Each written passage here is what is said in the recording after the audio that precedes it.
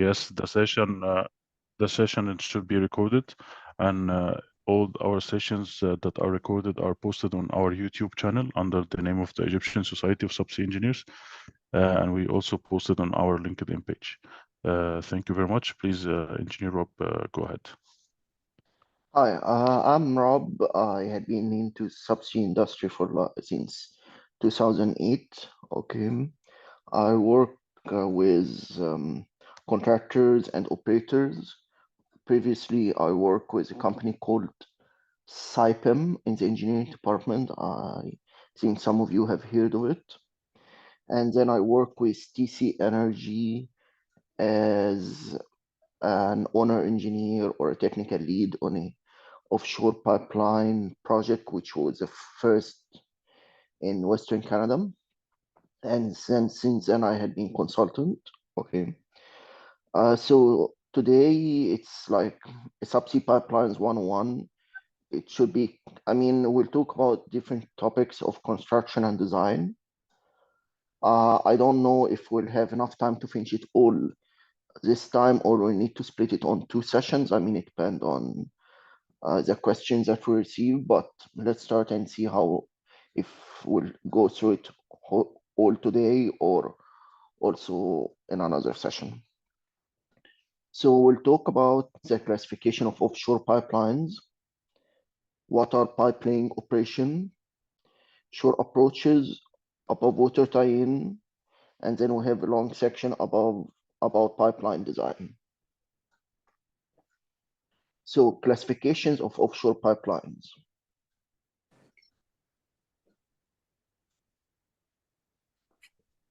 Basically, offshore pipelines could be classified as trunk lines, which basically from offshore to onshore, usually it's tied into a facility, onshore facility, or infill pipeline, which is basically from a production platform to another platform, or a flow line, which is typically connecting to between a well to a manifold or to a platform, and vent line, which is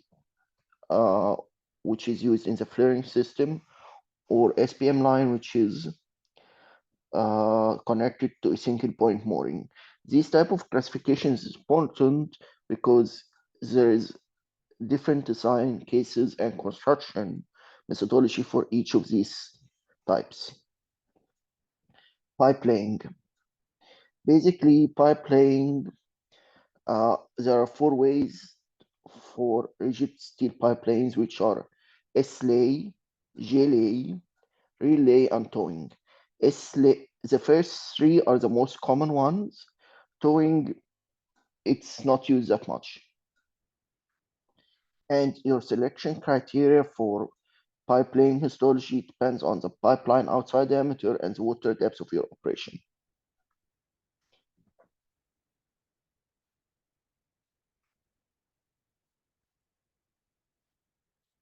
Now we'll go through a pipelaying video.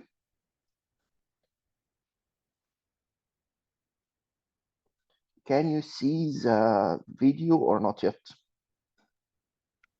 No, it doesn't play, so maybe we can finish your presentation and have the videos at the end, if it's possible. It would be easier for me if I go through the video to explain the laying operation. What? Let me. Yeah. It's up to you. Take your time. 1 second. Player. Share. Can you see it now? Yes. Yes, we see it. Okay.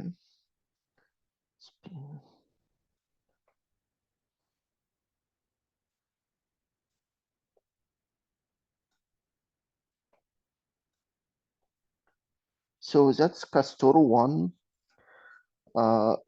That's primary pipelaying vessel. When it was built, it was the biggest pipelaying vessel in the world. However, that's not the case any longer after Pioneer Spirit was built. That vessel is owned by Saipem, and it can do S-lay and J-lay.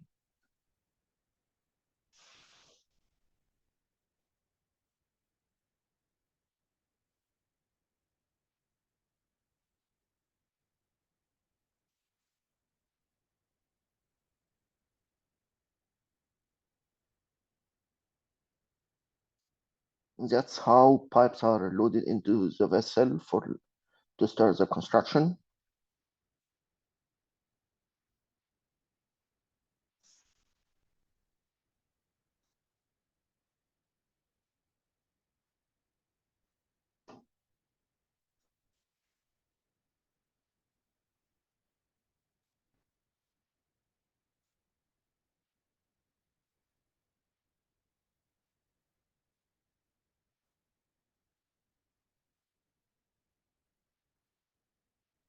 There's a storage area for the pipes.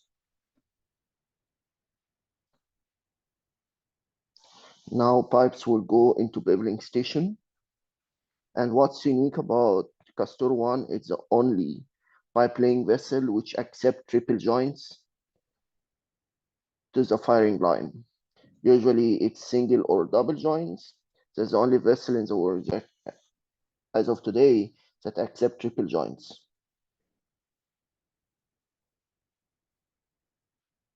Now pipes are going to the beveling station to prepare for the weld.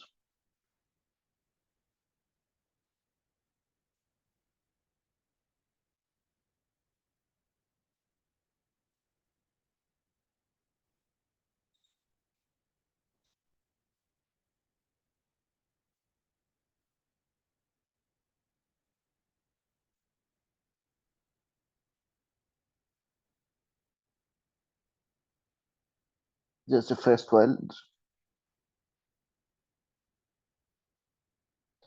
First, it will prepare a double joint and then add another joint to make it a triple joint.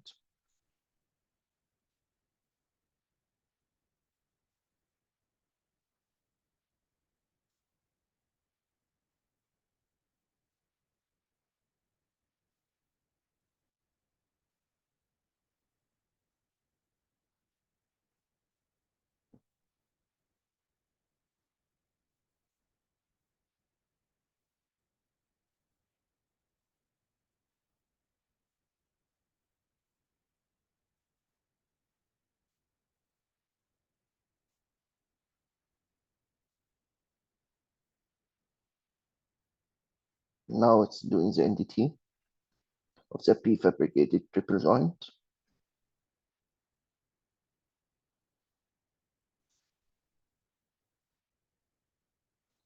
That's the field joint coating station for the anti-corrosion.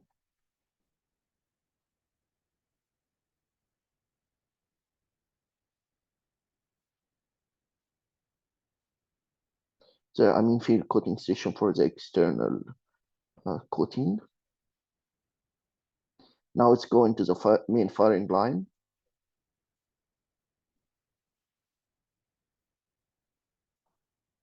That's the preheating station for the triple joint.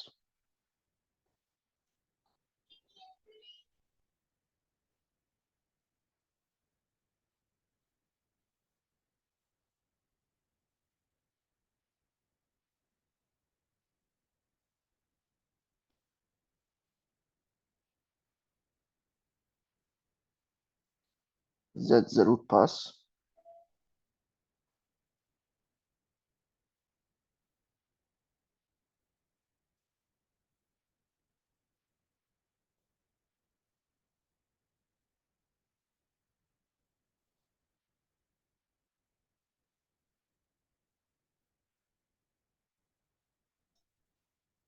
Second weld.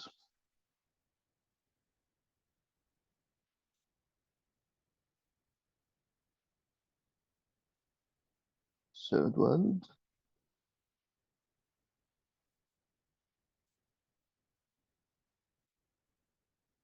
Now the NDT of the infield weld.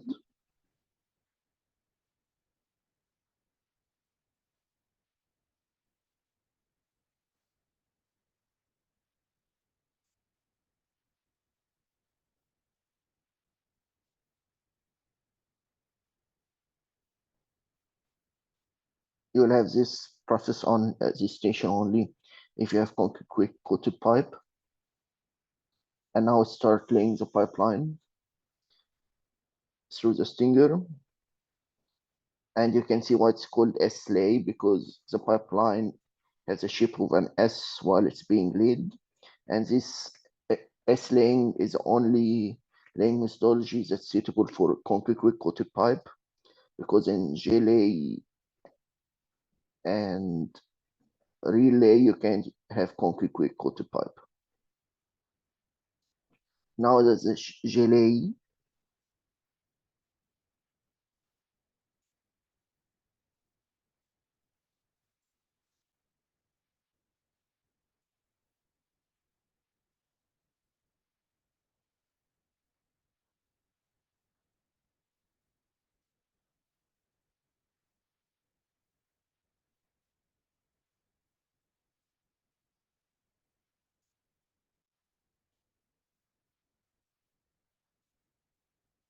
The triple joints are going into the J-lay tower.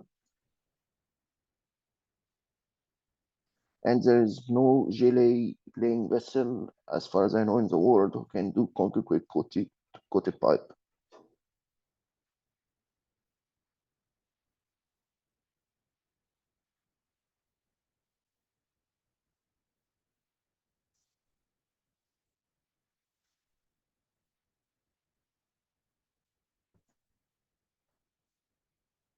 And the welding stations in the J-lay tower is far way less than the number of welding stations that you'll have in S-lay.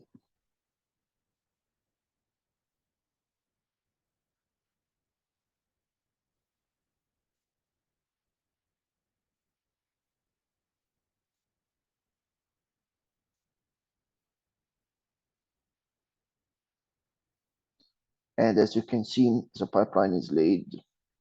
While it's laid, it has a J configuration.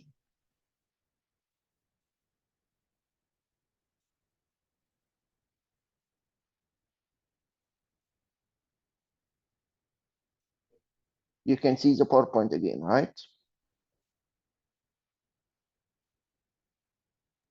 Yes, yes, it's clear. Okay. So that's your typical S-lay configuration. That's the stinger of the vessel where you have the pipeline going through it. And that's what supports the weight of the pipeline, plus the tensioners. And that's your, what you saw in the video was a dynamically positioned S layer or pipe layer. In older days, it was all anchored S-lay vessels. S-lane take its name from the shape of suspended pipe at the end of the barge. The crucial feature of this method is that the pipe must be held under tension to hold its shape. That's why you need huge tensioners capacity. Water depths for this method would be from very shallow water up to 1300 meter. 1300 meter, that was true uh, till Turk Stream. In Turk Stream, they went to a greater depth than 1300 meter, but this 1300 meter is a benchmark for Green Stream project. Pipe diameters are typically from 4 inches to 72 inches. Usually the joints are supplied in single joint, double joint, or triple joint. Triple joint is only for Castor 1. Most of the other pipeline vessels would be either single joint or double joint. Here you can see the forces acting on the pipeline during S-laying. Usually the tension on the pipeline that's applied on the pipeline vessel has a horizontal or vertical component. Usually the horizontal component is equivalent to the tension at the lay point. The vertical component is usually equivalent to the reactions on the stingers. That's how an old anchored S-lay vessel would look like. And as you can imagine how challenging it is to move the anchors and maintain the tension on the pipeline during laying. However, this methodology was used up to a water depth of 1,300 meters, and that was in Green Stream project. That's the TB thrusters. That's what you'll see in modern pipe-laying vessels. Gelée, that's your typical configuration of gelée. Gelée, for example, was used in Blue Stream project up to 2,200 meter water depths. Gelée takes its name from the shape of suspended pipe, obviously.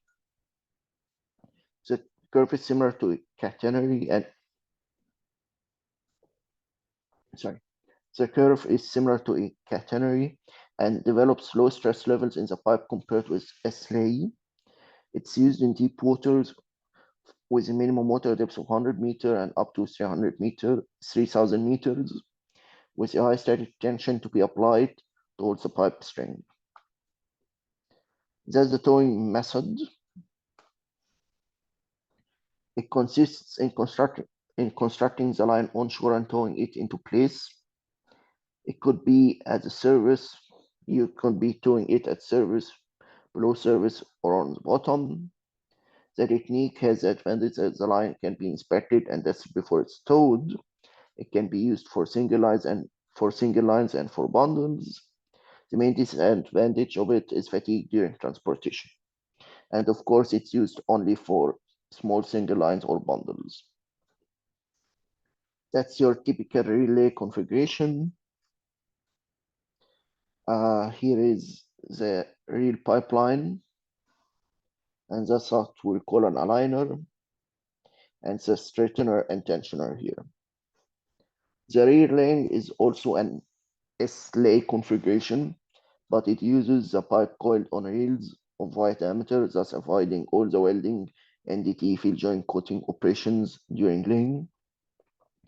Reel lay can be used for steel pipes up to 16 and 1800 inches outer diameter without concrete coating because the concrete can't handle this type of strain. You need to use a thick seamless pipe to avoid buckling on the reel. You can reach to 1.25 kilometers per hour installation rate with the reel laying. Shore approaches. Shore approaches are usually an open trench method, HDD, horizontal directional drilling, or mitral tunneling. For open trench, you can have pipe pulling from onshore. The pipe string is welded on board the lay barge and pulled to shore by a land-based winch, and that's the most common. Or pipe pulling from offshore, towing by pull barge of pipe, string assembled on land. That's your typical winch and cable storage drum configuration when you are pulling from onshore. Here is your typical winch. That's the drum of the winch. That's abandoned and recovery head or pipe pulling head. And here are the buoyancy attached to the pipe strings. And that's when you are pulling from offshore and you have your pipeline pre-assembled or pre-constructed onshore.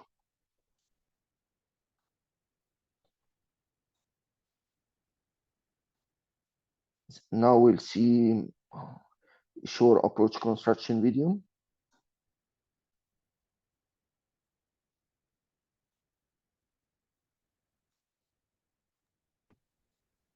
I think you need to do the same thing Yes. as you did. Yeah. Now, can you see it? Yes, we see it now. Okay, perfect.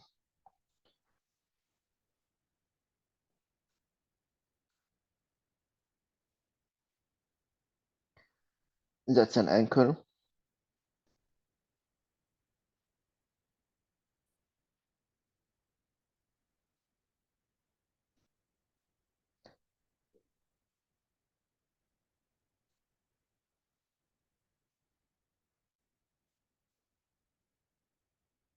There's the dredging barge because it was an open trench method.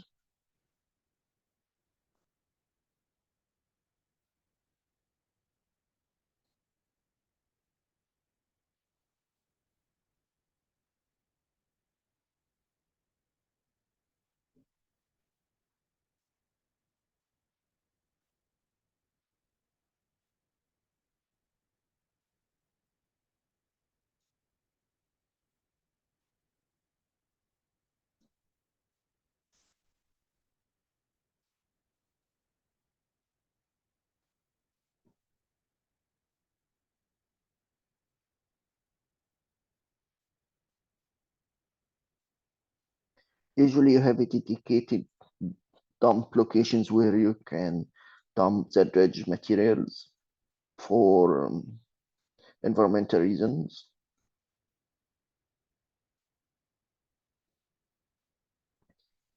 The pipelaying vessel is coming. That's Castor 6.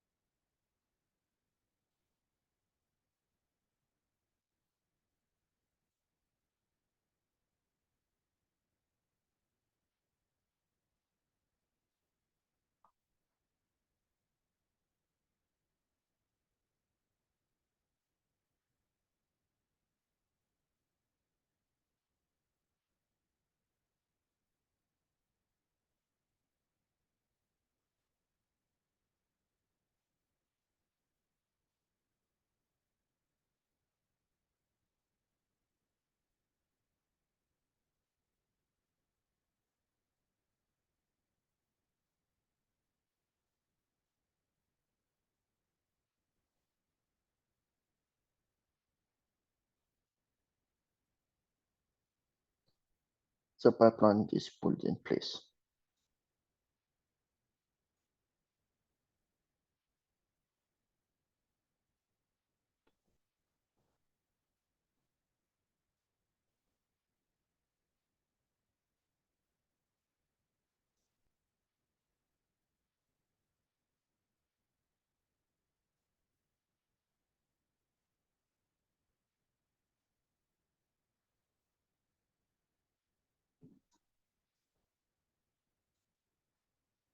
Nord Stream, as of today, is the longest offshore pipeline. Now we'll talk about above water tie-in. Above water tie-in is a technique to connect the two segments of the pipeline over water service. Above water tie-in is needed when a single pipeline is laid between 2 points in 2 segments, as it's not possible to continuously lay the pipeline between the 2 points. A typical example of such situation is when pipeline is laid from shore to shore. Basically, you need this methodology in any trunk pipeline.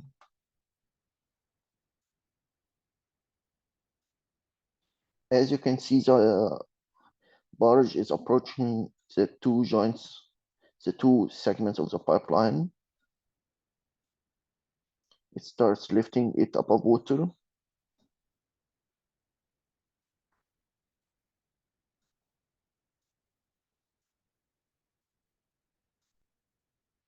And perform the weld.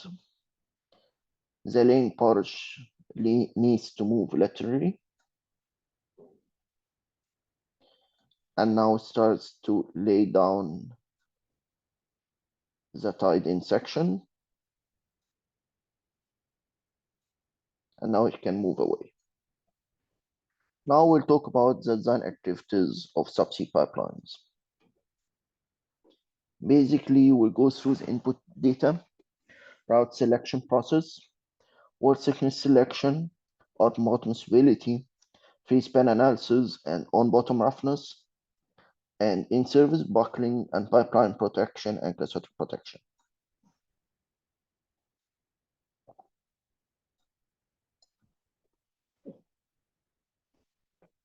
Input data.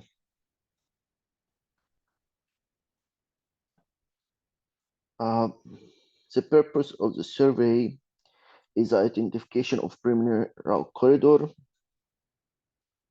Then you have the survey planning and supervision, and then survey data handling and elaboration, and final route selection. Usually you start with a reconnaissance survey, which a large-scale geophysical survey for selection of feasible survey corridor. And then you will have your detailed route survey, which is usually high-resolution bathymetry, side scan, and sub-bottom profiles to identify visible routes. And then you'll have your soil sampling. This is the geotechnical properties of the soil along the identified route and in the critical areas. All geotechnical design parameters, soil type, soil resistance along the entire pipeline should be determined to a depth where soil strength and flexibility has no influence on the pipeline. Survey activities are normally performed in phases, each phase adding information to the previously established data and or improving the reliability of existing data. A geophysical survey is performed from a survey vessel. It will be equipped with a number of sensors and data gathering systems. The outputs of the survey are bathymetry, seabed features, and sub-bottom profiling. Meta-ocean data. Usually it's the waves, currents. What we mean by meta-ocean data, are waves, currents, air temperature, humidity, seawater temperature. Waves. Waves are perhaps the most obvious environmental concern for operations offshore. They use a floating structure or vessel to respond to in 6 degrees of freedom. The 6 degrees of freedom are basically the heave and yaw, surge and roll, and sway and pitch.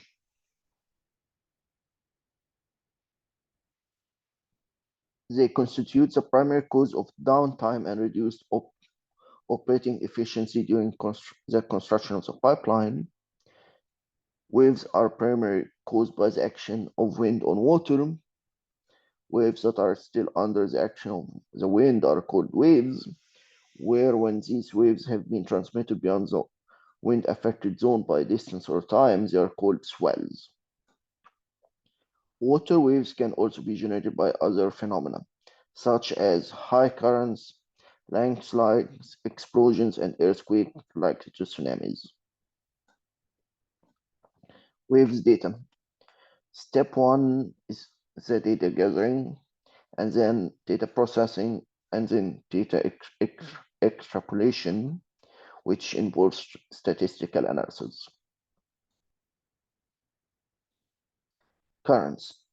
There are several different types of currents. Oceanic circulation, tidal, wind-driven, density currents, as well as currents due to river discharge. Route selection. The selected route is obtained by best satisfying the following basic requirements: to reduce the length, basically to reduce the line pipe quantity, to have a minimum number of curves, to have a stable route radius for each curve, to optimize the rain corridor in the congested areas or the old fields, to avoid restricted areas like environmental protected areas, to minimize interferences with navigation channels and anchoring areas, to identify the widest installation corridor in the most critical and uneven areas, to minimize the number, lengths, and heights of free spans in the most uneven areas, and to minimize routing through geohazards. Wall thickness selection.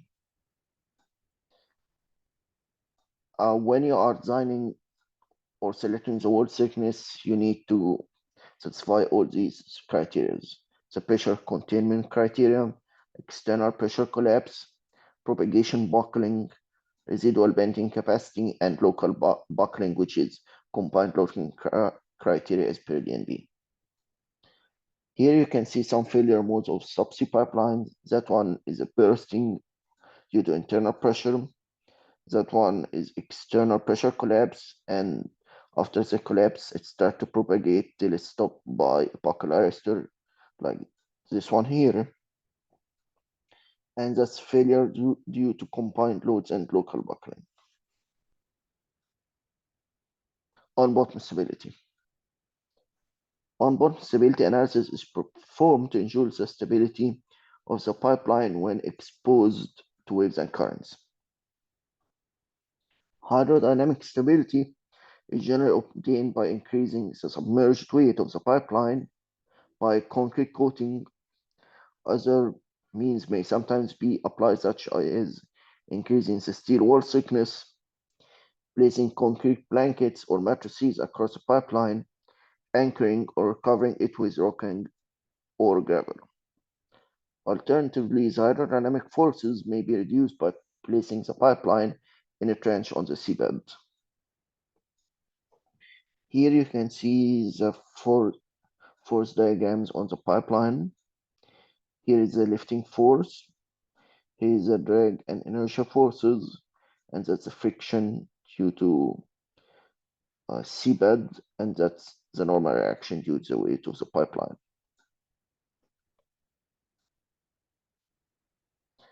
Free span analysis. Sorry. We have spans in pipeline, usually to uneven seabed, sand waves, scouring, rot outcrops, or coral outcrops. Phase spans can be classified according to temporal classification as stationary, permanent, or non-stationary, which are temporary phase spans, and this happens due to scouring, usually.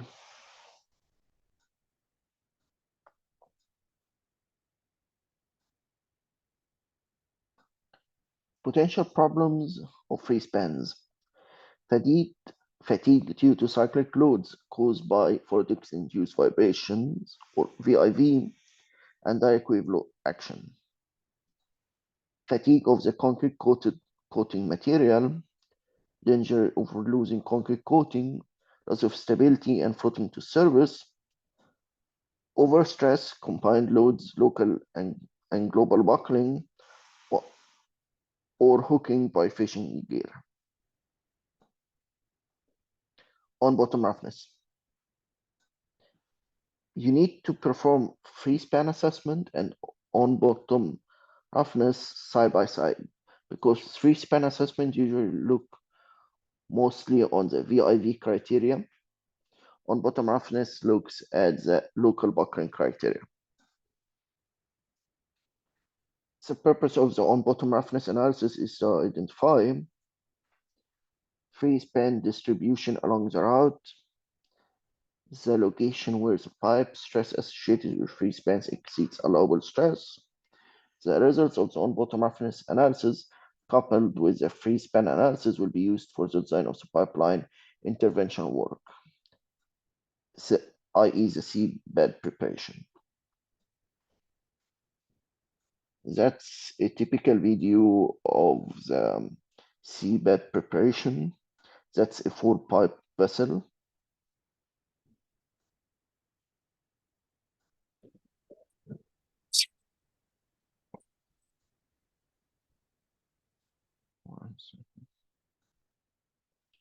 Share.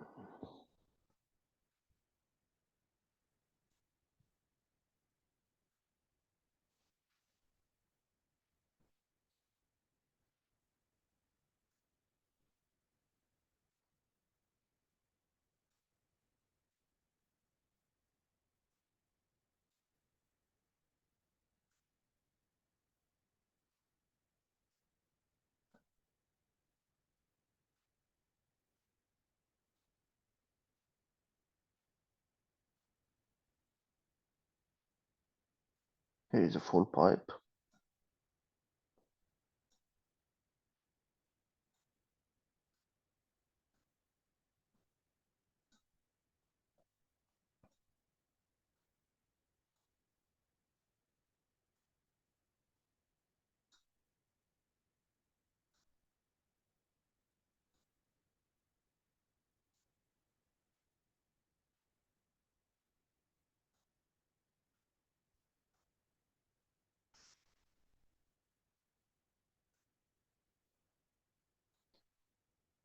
That's the most common intervention work that you will do in your pipelines, basically rock dumping.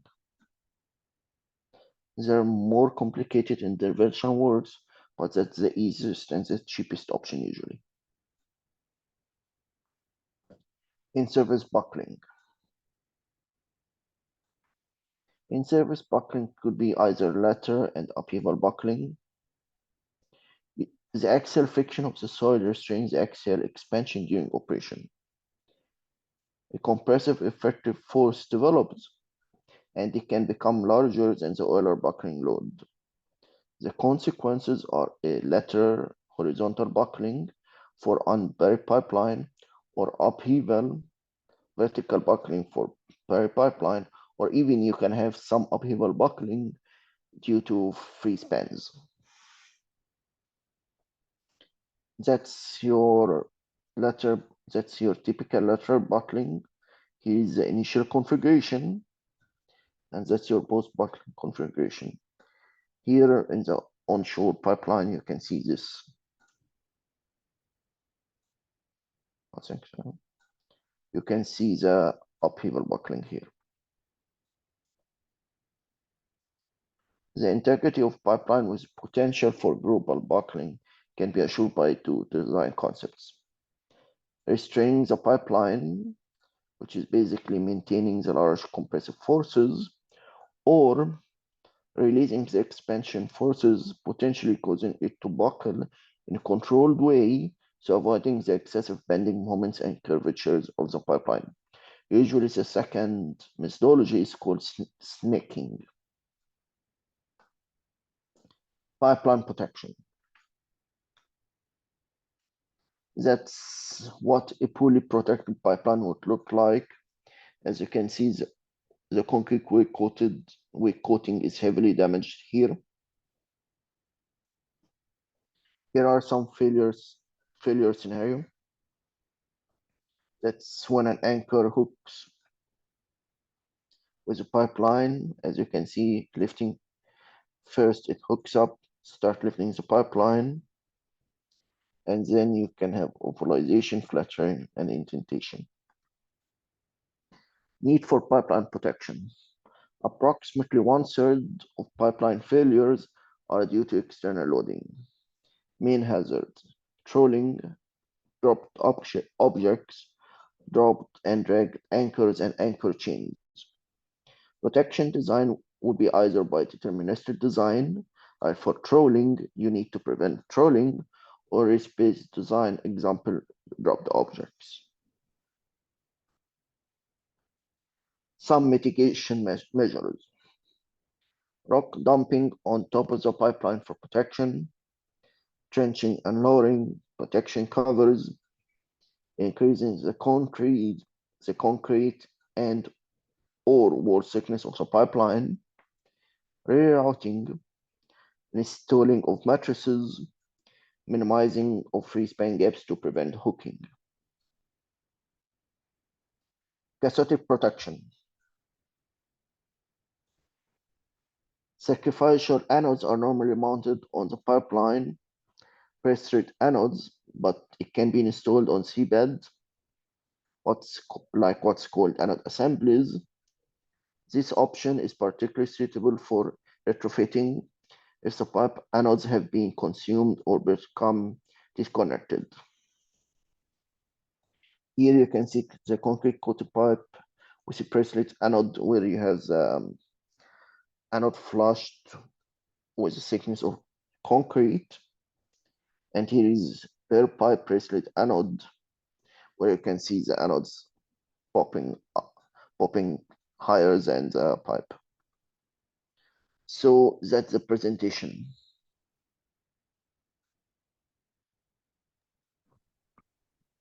That was very informative, Engineer Rob. Thank you very much.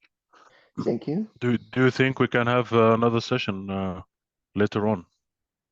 Sure, but the later session would be more detailed. I mean, would be covering a detailed topic, so we can Yes. choose which topic we want to cover. I think we can cover like design basis, how to develop the design for your pipeline, or how the feed works starts and how you progress it. Now we have an overview about pipeline, different aspects of the pipeline, but maybe you can give us more about the design process itself and what type of specifications you use and what's the difference between them and so on. Sure, but I need to I don't have a built-in presentation for that yet, so I need to build it from scratch. So give me some time and let's talk offline and then I can prepare Yes, it. that will be great. Take your time, and we're very thankful for your effort and time. Sure, I'm always happy. We can always Yes, sir. ask our audience for their questions. I can see a Sure. couple of questions here on the chat. Well, we have Islam is asking, what are softwares used for subsea pipeline? Uh, Okay. he means the engineering aspect of the subsea pipeline. Yes. Frankly speaking, offshore pipeline especially is a little bit complicated. You have for every activity that I mentioned, you have different tools that you need to utilize. So there's not like a go-to package where you will use it to design the offshore pipeline. I mean, what's technical selection, usually it's through DNV spreadsheets or different spreadsheets. Okay. On bottom stability, it depends on the level of assessment you want to perform, but it can be either through DNV stable line, which is basically DNV F105, or the or AGA level 2, or even AGA level 3. What else? Or using a more detailed um, analysis tool like Bondos, which is equivalent to AGA level 3, basically, but it takes very long time to run it. That's just for on bottom stability. And then uh, that's on bottom stability. Free span assessment usually is done by DNV fat free tool, which is DNV F105. And then on bottom roughness is done usually by Sage 3D or equivalent tool. In service buckling, it's either by screening criterion or by detailed FEA tool like Abacus, for example, or ANSYS. Catheter protection is usually done by DNV calculations. I think that's all. And then your pipe laying, you need a a software which can model your pipe laying. So it's either pipe lay or what's pipe lay, Orcaflex, or there was another one. So I don't remember its name now, but basically there's not a single go-to tool for the offshore pipelines. I hope that I was able to mention most of the tools that are used. Yeah, that was very clear.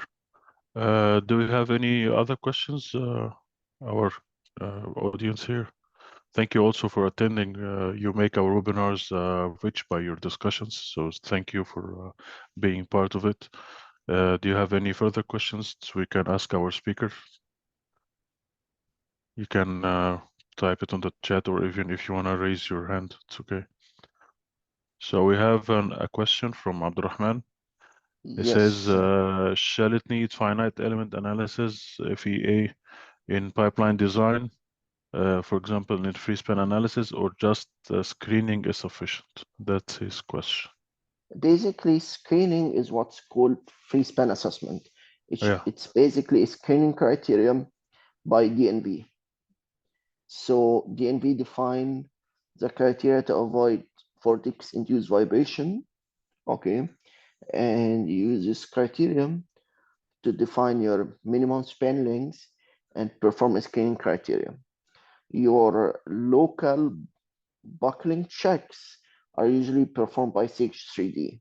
Okay, usually for free span, you don't use a full-blown FEA tool. I mean, you won't use Abacus for free span analysis. You can do it, but really that's not how typically it's used. Usually, you use a simple beam model to calculate the local stresses on your free spans and satisfy the local buckling criteria of DNV. So you won't build a whole blown Abacus model, for example, for your free span scaling exercise or local buckling exercise. Usually you will use a simple beam tool, simple beam modeling tool for that. If you have a very critical one, you can do a detailed FEA, but really that's not done in reality. Maybe you'll do that after construction if you found a free span that doesn't meet the criteria. That wasn't captured during design. But really, it's a simple beam model like Sage 3D or similar, and usually that's the requirement of most of the pipeline operators all over the world. Did I make it clear or not really? Yes, that's clear for me, at least. Okay. If We Abdurrahman have further question, he can ask. Yeah. Okay, it's clear. we have So another for question from Islam. You can read it and answer it, please, Rob. yes, for pipe supporting system, do we just lay the pipe in subsea ground, or I can use pipe show or something to hold the pipe? Okay, for pipe supporting system, usually pipes in reality, I mean, in most of the projects I work in, it's by rock berm. If you have, you will support the pipeline by a rock berm.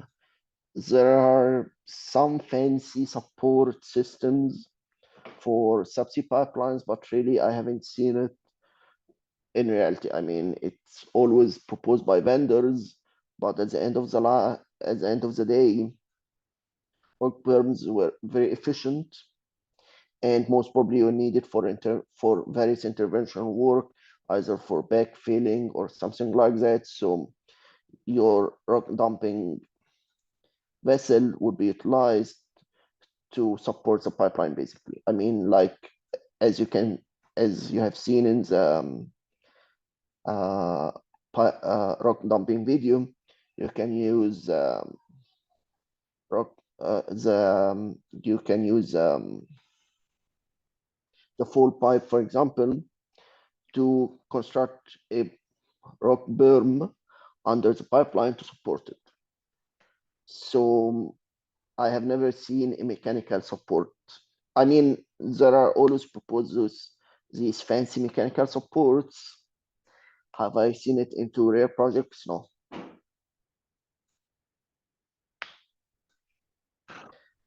That's clear, Islam.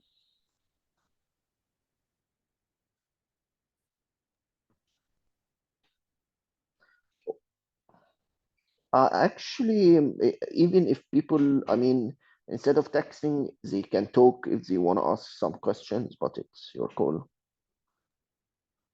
Feel free if you wanna, if anyone wants to speak up, please.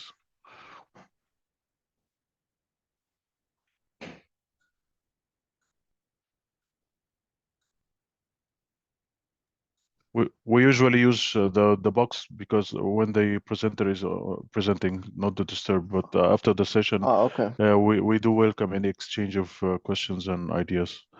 So our last call, if we have any further questions, anybody?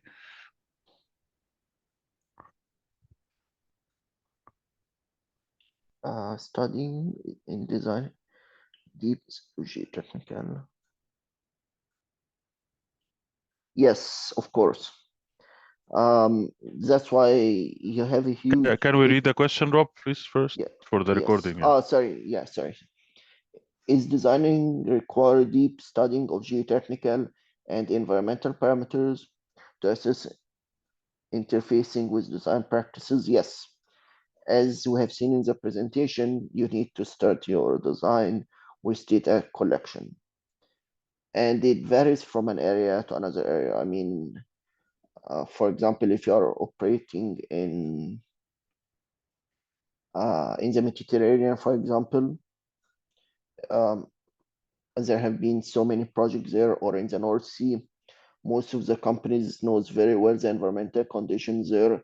There are enough wave data and wind data to have proper meta-ocean data, for example, or even soil sampling to understand the soil properties. And constructing there is, or designing there is easy, and you have high quality data which is existing. But when you are building an offshore pipeline in an area where there were no pipelines ever built there, like that was the case with Western Canada, for example, you need to start from scratch. And usually you have a huge cost for data collection.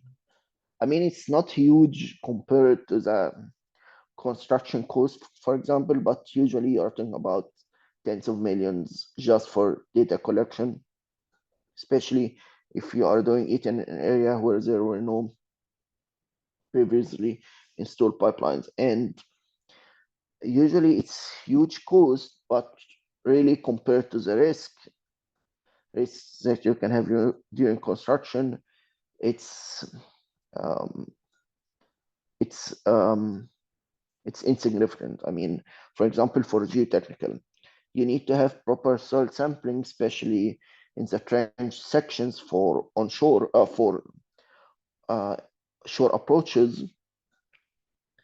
Else, you can mobilize a dredger, for example, which isn't suitable for on-site conditions. I imagine that in my last project in Canada, we're mobilizing the dredging vessels from Europe. So imagine you have a vessel that was sailing for 45 days and then come to site and it can't operate, for example. That's why you need to spend enough, you need to spend significant amount for the geotechnical data, for example. And also you need to have proper meta-ocean data. And you need to have enough geophysical data. So yes, it's a lot of work and time spent before starting design activities. I mean, during feed, you don't need all this detailed data. I mean, when you are performing feed, you don't need to have proper geotechnical data that much. You can make assumptions, of course, and even the meta-ocean, you don't need detailed meta-ocean data during your feed phase. But before you before your detailed design activities and construction, you need to have all this data in place. Did this answer the question? That's very comprehensive, actually, for me. I believe also Abdurrahman will agree. Yes, he's happy. So I would like to thank you, Engineer Rob, very much for your patience, Thank and you. we tried to arrange this session weeks and weeks ago, and finally we made it. Thank you for your time. Sorry, Uh, it's my bad. It was very hectic for me. no. It's great. It's great. Also, we we have our calendar. We try to distribute our sessions along the year, not to spend a few months without any activity. And Okay. also, thank you for our audience. We had a maximum of 11 attendees at the webinar today. And also, we will post on our YouTube channel. We will post the recording also for our page followers. I hope I'm sure it will be beneficial, and I hope some other people other than the audience today can listen to it and watch it and get some more information. Thank you, everybody, and hope to see you again. And also, Engineer Rob, hope to see you on our page as an active participant all the time. And thank you once more for your time. Thank you. Yeah, thank you, everybody. Thank you. Thank you. Yes, bye. Thank you.